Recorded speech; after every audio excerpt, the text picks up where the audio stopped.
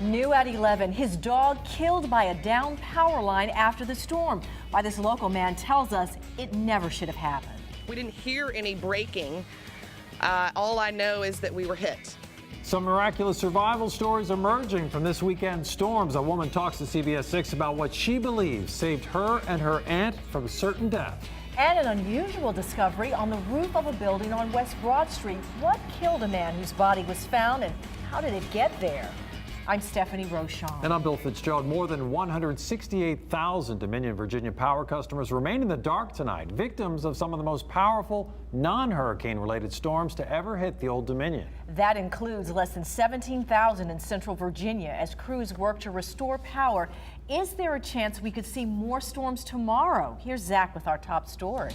I think we will see more storms across the area. We did have a few out there today, and a couple of these did go severe across parts of southwest Virginia and south central Virginia. You see those dropping now down in North Carolina, pretty much gone, but did produce some pretty large hail out in parts of Appomattox County and also moved through Lunenburg and Mecklenburg counties. Now things are quiet and will remain quiet for the rest of tonight. But outside right now, it is warm and it is humid. This will be part of the ingredients for storms tomorrow.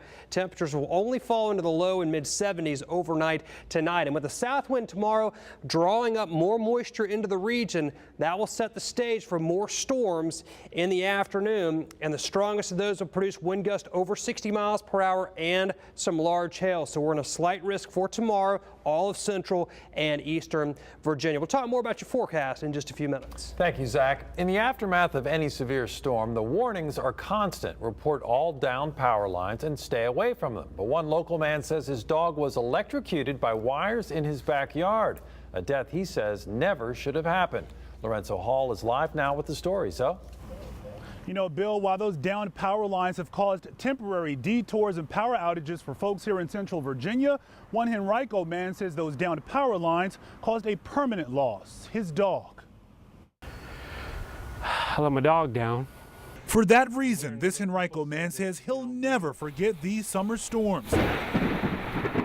Kenneth Newland's dog of 12 years was electrocuted and killed by a downed power line following the initial round of severe storms last Monday. It wasn't a typical dog bark. It was like a stress bark. I whipped my head around and I saw her in the air. The burn marks are still present. Newland says he was assessing the damage from the storm with a neighbor when his dog Emily ran to the back of the yard where an energized power line was laying. Newland could only watch because he too would have been electrocuted. I watched sparks come off her paws, and then I had to sit there and smell her smolder for 40 minutes.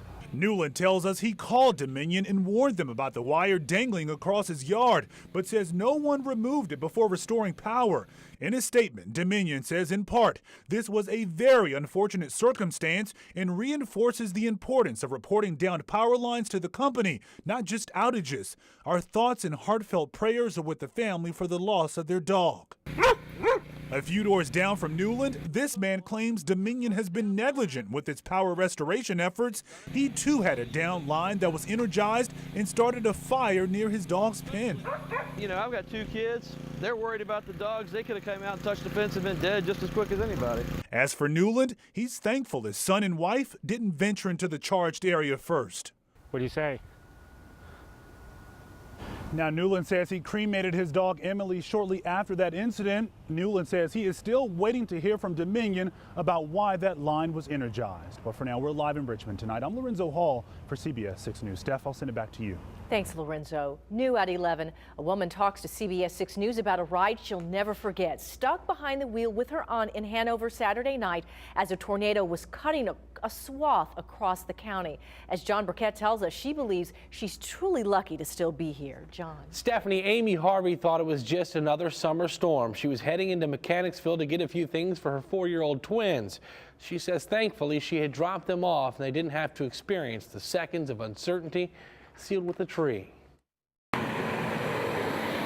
miles, 2 minutes down the road, it all changed. A trip into town I don't know how I was not severely injured. turns into a tornadic tale of luck and survival for Amy Harvey and her aunt Linda Tucker. We saw nothing coming. We didn't hear any breaking. All I know is that we were hit. Amy, Harvey, and her aunt were heading northbound on Beatty's Mill Road when a family member called and said, "You got to turn back. This storm looks really bad." So up here in this driveway, they make a U-turn in their Ford 250 pickup truck, head back south. When they get to this spot, a tree snaps. Looking at it right up there, about 15 feet up in the air, snapped like a toothpick. It falls down. The base of this tree is about 3 feet wide. This here, where it fell on top of the truck, is about 1.5 feet. I don't know how we walked away. Just a few cuts and scratches, in fact. That's all Amy has to show for her brush with death. Of course, that's not counting the huge dents and dings in her truck, one the insurance company she believes will most likely have to total after they take a look at Boeing cab doors and extensive damage under the hood. But the truck, Amy says, is why she's alive. American made, and I think that the head cage saved us. I really do. The roof and the windshield were laying on the steering wheel. While shooting Amy's story this afternoon, VDOT trucks were removing debris by the truckful. There's a stretch of 360 near West Store where all you see is trees on tops of cars and toppled trees in people's front and backyards. John Burkett, CBS6 News. Thank you, John. While it's still bad for a lot of people in central Virginia, folks are really hurting in northern Virginia, D.C., and southern Maryland. Many are cleaning up massive amounts of damage while wondering why it's taking so long to get the power turned back on. Danielle Nottingham reports from Silver Spring, Maryland, an area devastated by Friday night's storm. The power came back too soon to this neighborhood in Silver Spring, Maryland. Sparks from the still damaged line caused a fire and another delay for some in the 2 million homes and businesses still waiting for the lights to come back on. Vanessa Himmons blames her power company, Pepco. Having this downed wire is so dangerous, and we've called it in numerous times, and not only have they not removed it, but then they're sending power through it and starting fires. The damage is being blamed on a straight-line windstorm called a derecho, which is Spanish for straight ahead. With gusts up to 80 miles an hour, the derecho raged from Indiana 600 miles to the nation's capital, lighting up the night sky while knocking out the lights to 3 million at its worst. Trees come down and destroy the infrastructure. That's exactly what's going to happen. I mean, you have to look at this as a catastrophic event. Falling trees caused most of the damage and deaths blamed on the storm, but now officials are worried the death toll may climb thanks to a heat wave and residents using generators. Coco Simon says she's not sure how much more she can take. We may have to go try a hotel somewhere, but we don't really have the money to do that. Power crews were back outside the Himmons' home, repairing the line that caught fire. Silver Spring's forecast high for Tuesday for those with or without electricity is 95 degrees. Danielle Nottingham, CBS News, Silver Spring, Maryland. The governor addressed the state Saturday morning, but when Richmond's mayor spoke for the first time more than 24 hours later, Sunday evening, some residents were asking whether city leaders had been doing enough to help those without power. As Sandra Jones found out, those are questions Richmonders want answered. It's been hot. It's been hell. Walter McCaster will tell you he's been sweating it out in his house. We've sat in this house in our houses for 3 days at 100-degree temperature, with no word, getting hotter, getting frustrated, being angry. McCaster is just one of many in Richmond's Oak Grove neighborhood doing whatever they can to beat the heat. Can't stay in the house, it's too hot. In this community, you'll see trees on cars and residents waiting patiently for Dominion Virginia Power to do its job. But residents tell us what they have not seen is Mayor Dwight Jones or his staff, now several days after the storm. The mayor is my neighbor. He should come down here and sweat too. If he's not, he should come down here and sweat anyway. It's his job.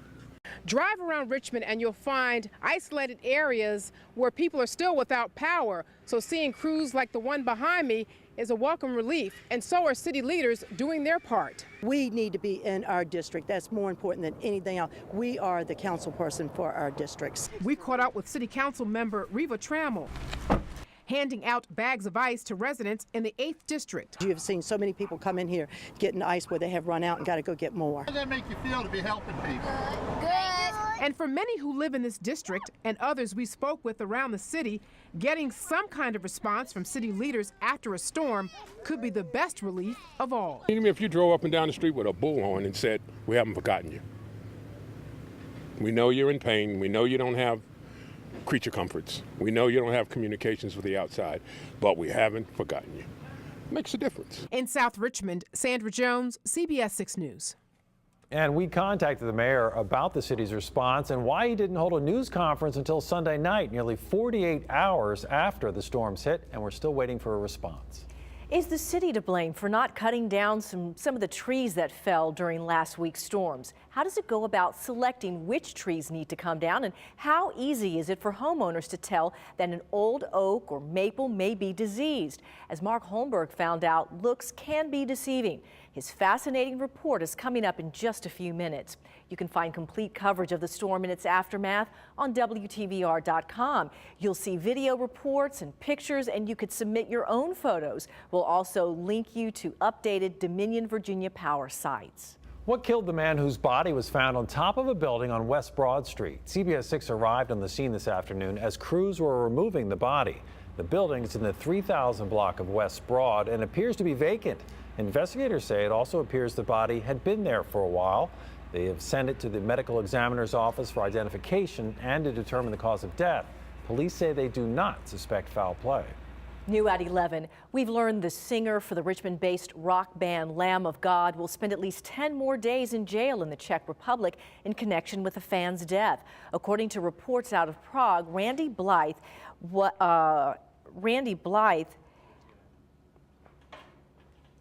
has posted the $200,000 bail set by the judge, but Blythe must spend the next 10 days behind bars. If and when he is released, he might not be able to leave the country. Spin magazine is reporting the judge says there may well be certain conditions placed on Blythe's release, such as staying in the Czech Republic or the availability of a specific address. And if those conditions are violated, it could lead to an international arrest warrant. Blythe is accused of injuring a fan during a concert at a club in Prague in 2010. The man later died. Friends here in Richmond say they're still stunned by the entire series of events.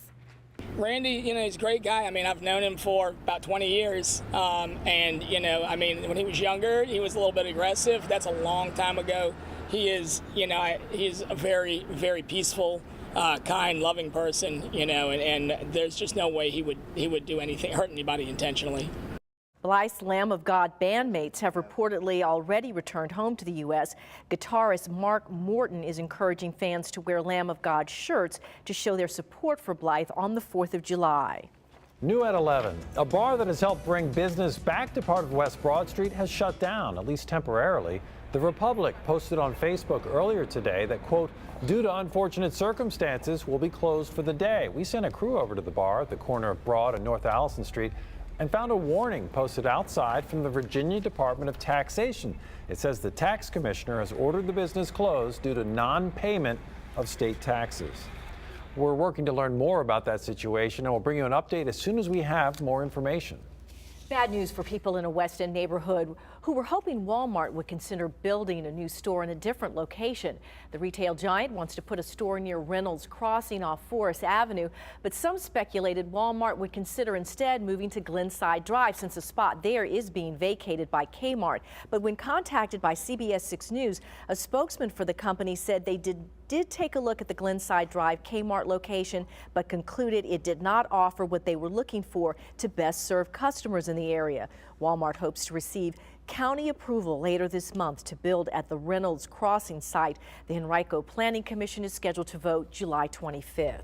Police are investigating racial slurs discovered on a sign outside a church in Blackstone. That's located just off Route 460 south of Dinwiddie.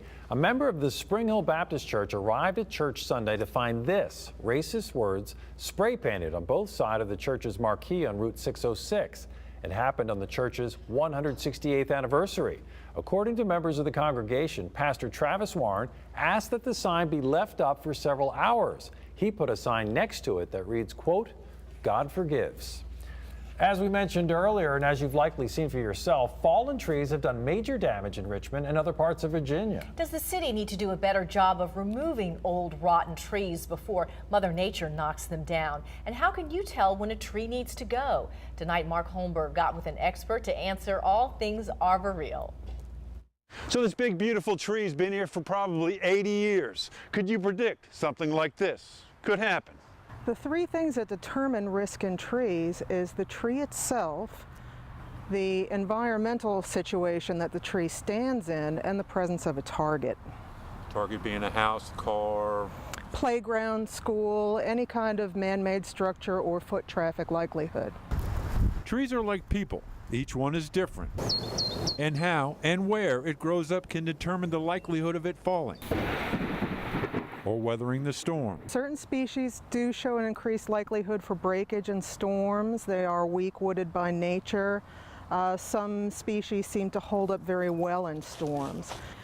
Research has shown that a codominant trunk that we see in this situation can have an increased likelihood of failure in a storm situation.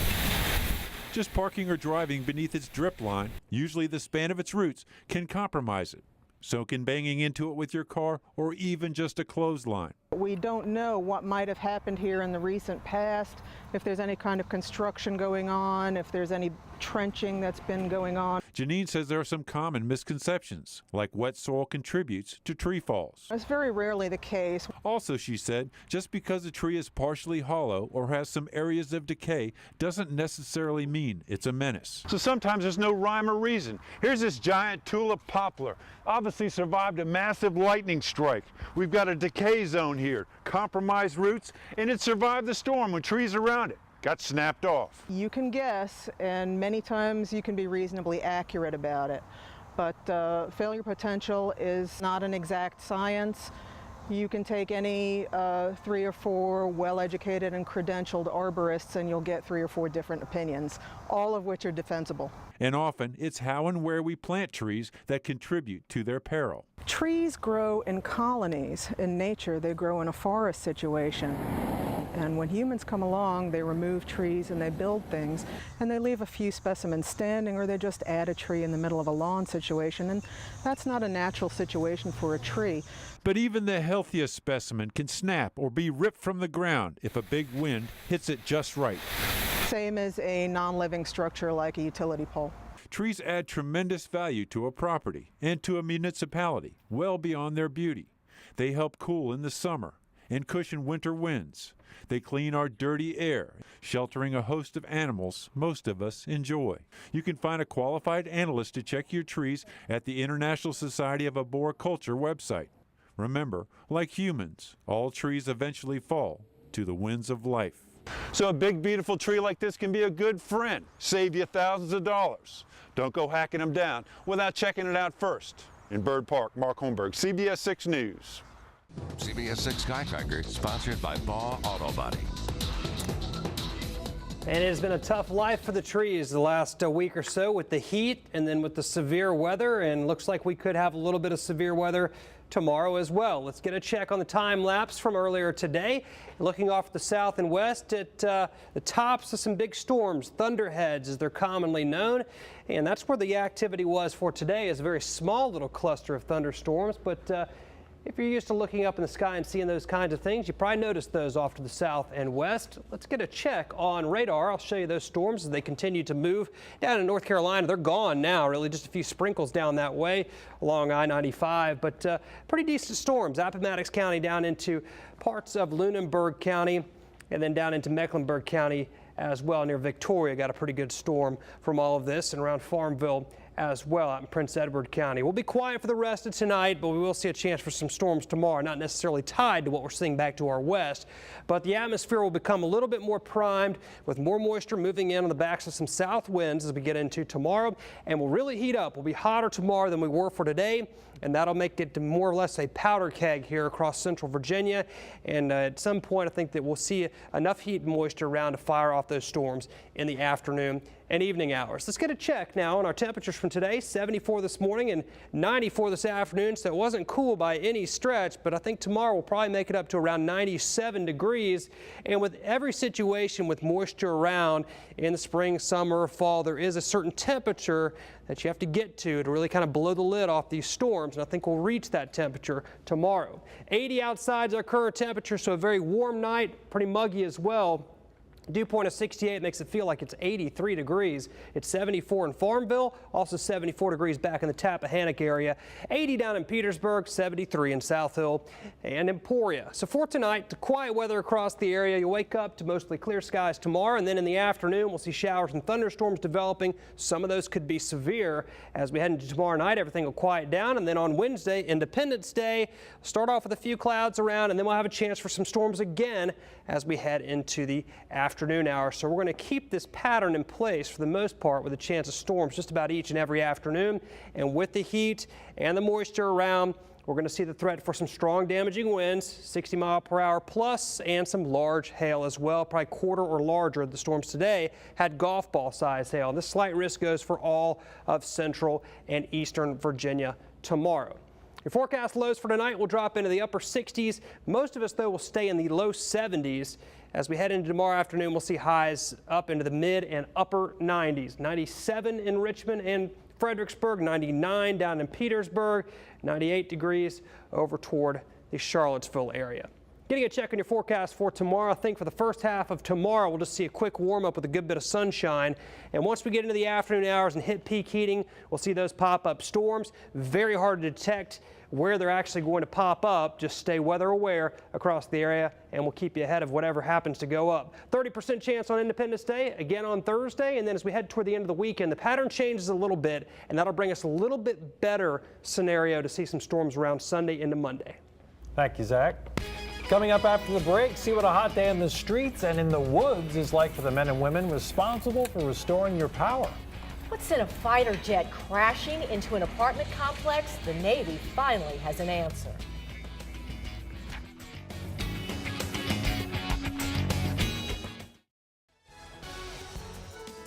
We're learning more about what caused a fighter jet to crash into an apartment complex in Virginia Beach in April. The Navy now says a catastrophic mechanical failure caused the jet to crash into the Mayfield Mews.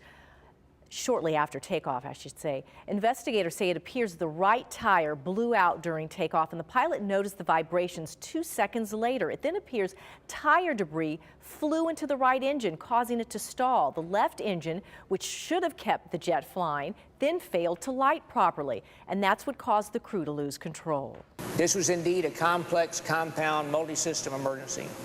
The aircrew followed their procedures, but given the cascading series of problems and loss of thrust and altitude, continued control flight was not possible.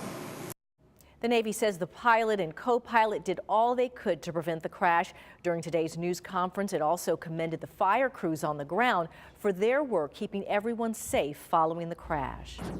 We rode around with Dominion Power crews today as they continue to work on restorations, and they told us how they're tackling the massive amount of outages. They say they prioritize repairs by the number of customers affected in each circuit. They're now doing what they call neighborhooding, focusing on areas where only a couple hundred customers have lost power. The damage is pretty significant, and it takes a fair amount of resources. It's a time-consuming, methodical thing that you have to go through when you have this kind of damage. And Dominion crews also tell us the triple-digit temperatures and 16-hour workdays make their job even more difficult, but they say that all repairs should be finished by Saturday night. Coming up in sports, a former VCU basketball star is back in town to talk about where he'll be playing this summer. And Lane will tell us how he hopes it'll land him in the NBA.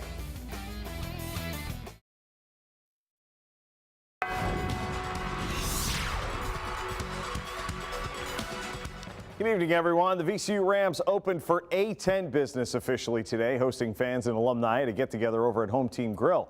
Bradford Burgess stopped in after today's workout with the news that he will be playing for Orlando in the NBA Summer League, along with former Spiders Kevin Anderson and Justin Harper and former Norfolk State standout Kyle O'Quinn. Burgess wasn't drafted last week, but he sees this as the next best opportunity to show what he can do at the next level. I had pretty good workouts and, just talked about draft spots and what would happen possibly. But, just say continue to work, continue to do my job, and I will land somewhere. But, I haven't found a place yet. So, hopefully I'm in the right direction. Former Petersburg standout guard Frank Mason is pulling out of his verbal commitment to Towson. Mason will enroll at Massanutten Military Academy this fall in an effort to bump up his test scores and will reclassify to the class of 2013, meaning his recruitment will again be open. Wave head coach Rick Height expects Louisville and Tennessee to show some interest, and perhaps VCU might jump back in there as well. Work continues on the left field wall at the Diamond, which was knocked down during last Monday's storm that blew through downtown. It will be ready to go when the team returns to start their next homestand Wednesday night. And that's sort of a blessing in disguise. While temporary fencing could have been put up in time for a game the next day, the fact that the team has been gone for a week has helped the Diamond get back in shape without impacting the team's schedule. Some of the players, though, did send some suggestions from the road about how to best rebuild the wall. The problem I had, though, was as soon as the wall fell down, the Tommy Josephs and Gary Browns of the world, Johnny Monells were all coming up asking me to move the fence in. I got a text message from Juan Perez at like 2 o'clock in the morning the next night saying move it in 15 feet. But sorry, fellas, ain't going to happen. It's still at the same place it was. Squirrels get a win on the road at Akron tonight. They had to go to 11 innings to win 9-5. They blew a 5-0 lead. Nick Lyles with a 2-run single and a 4-run 11th. The July 4th game, by the way, has been sold out. NASCAR has penalized Austin Dillon 6 points in the Nationwide Series because his car failed post-race inspection after his win at Kentucky Friday night. He gets to keep the win, but not the points lead. The penalty hands that back to Emporia's Elliott Sadler, who now leads Dillon by 4. And just a month after winning the French Open, completing her career Grand Slam and ascending to #1 in the world, Maria Sharapova beaten today at Wimbledon in straight sets by 15th-seeded Sabine Lisicki.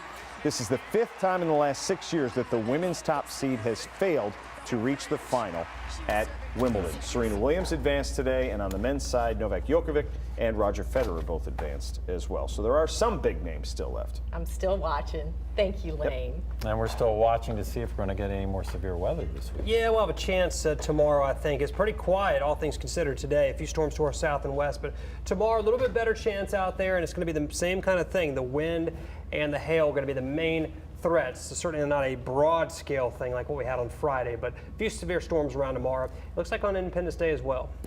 Thank you, Zach, and thanks for watching. Dave Letterman's up next. Have a great night.